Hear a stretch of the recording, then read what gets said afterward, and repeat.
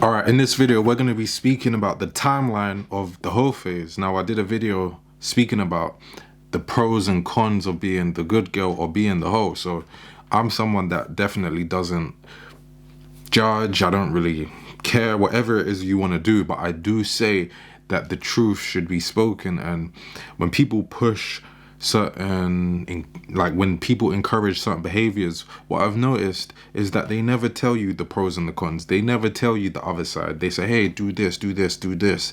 You'll feel good if you do this, but they don't say what will happen as a consequence of that. So this is just one of those type of videos where we're going to be speaking about that. So as we know, in this Western culture, liberation and sexual liberation is seen as a powerful thing, right?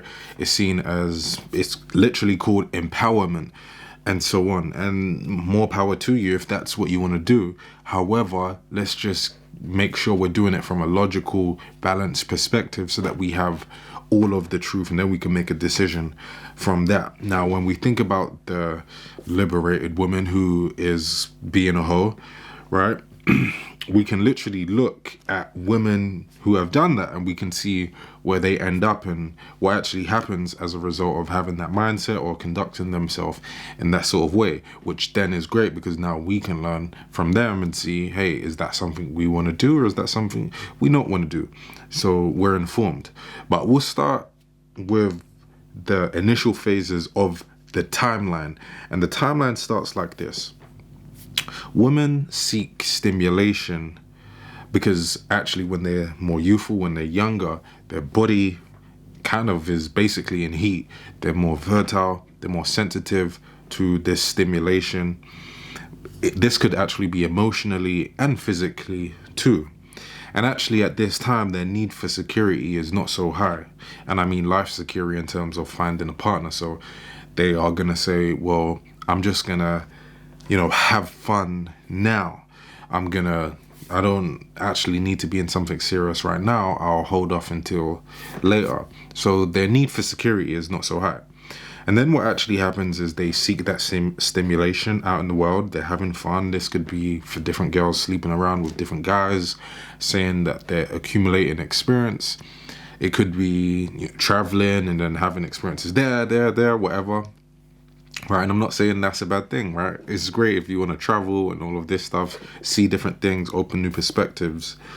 But the only thing we have to think about is the versus, which is it good to do that versus, getting a serious, committed relationship, especially if that's the end goal for a lot of people. But what happens is, as she gets older, she realizes that all the fun that she's having comes at a certain cost because it's mindless fun with no purpose. For me, the equivalent is kind of like when you're working, right? And you just work for money. You have a normal job and you don't invest any money on the side. You don't invest into property. You don't invest into cryptocurrency. You don't invest into businesses. You don't invest in your health. You don't invest in your wealth. You don't invest in your mind and knowledge and wisdom. And what happens is you spend a lot of time and energy and you are making money, for example, and then you realize that there's nothing on the return. You're still actually at zero. It literally is the rat race of the corporate world. And I would say the sexual market rat race is kind of like the same thing, where people are just mindlessly having fun and they're doing things to have fun, to seek the feeling of validation and fulfillment that they want at the time. But it's actually mindless and they're not building anything. So they go around and they just keep doing it. But after a while, they get a little bit tired, right? And what's going to tire a woman out in this respect is the fact that she's going to deal with more trauma. She's going to deal with more men who are using and abusing her body during this whole phase. So now we're getting to, the mid phase of the timeline. And because she's dealing with more men who are neglecting her, more men who are not fulfilling her feminine needs, her romantic needs, and so on. They're fulfilling her sexual needs, but again, women have more needs than that. So she's not being fulfilled. She's dealing with half men. She's dealing with quarter men, 10% men. And what I mean by that is that the men only feel a responsibility to give 10% of themselves to the girl in terms of the capabilities of their potential, right? So they're just like giving their body, giving a bit of fun. That's 10% or 20% of the experience that he could give.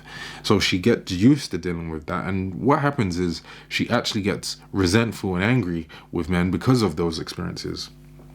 So what happens is there's a drop in her confidence and self-esteem rather than empowerment. So she's being, as I said, being used and abused, and after time, there's no quality, there's no building, there's no substance to the interaction she's having when she's engaging in a whole phase. So after a while, she finds out that it was a lie to say that liberation is empowerment, because she's not going to feel more empowered. She's actually going to feel lesser, then she's going to have less confidence. Now, by this time, some women will get snapped up. So there will always be some women that say, oh yeah, but I had a whole phase and then I'm in a good relationship. But you're not realizing that you are not a majority. You are definitely a minority when we think about the type of man that most women want. So yeah, great. There's going to be a significant portion of the population of women that will obviously get a man, right? And, you know, all of this stuff. But what they're not realizing is that mathematically it's actually impossible for every woman to have what they're seeking, and we'll go into that in a future video. But just sticking on the timeline, even though some women will kind of exit the timeline, right, the many women who are left on it, right, because their mind wasn't focused on seriousness, it was just thinking of fun, it wasn't thinking of building, what will happen is she's going to learn that this is not the way. So what will happen is she's less confident, less self-esteem. She wants more security because as time goes on, she's older, of course, and now she wants to turn it all around. So we see this all of the time, literally. Different celebrities that promote the whole lifestyle and so on, they all of a sudden 10 years later say, well, actually, I'm looking for something serious. I don't want to interact with those men who just want me for my body. Oh my God, like, don't even speak to me like if you just want my body. Even though for literally years she was putting out an image based on that concept. That's who she was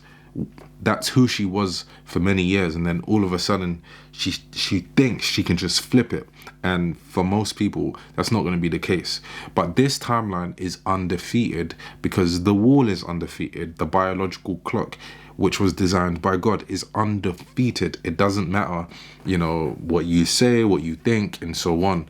So for many, even though we literally can just look at the countless examples of women who regret having a whole phase, whether it be because they've racked up too many bodies and now a lot of men don't want them, whether it's just because they feel sickened with the idea that many men have had them, whether it's difficulty in getting men to settle down or commit to them because they put out an image, or they have been the type of person who showed that they will give up all the rewards without actually getting value from the man. So future men don't actually want to put themselves in that situation because they're like, why would I pay a full price for low rewards when the other guy, he gave no value and he got all of the rewards?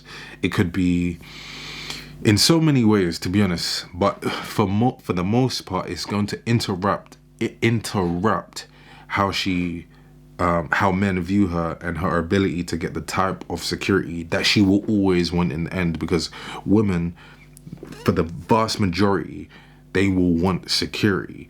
And if you know that security is going to be a big thing for you in the end, why would you mess that up in the beginning phases? But again, it's all up to you.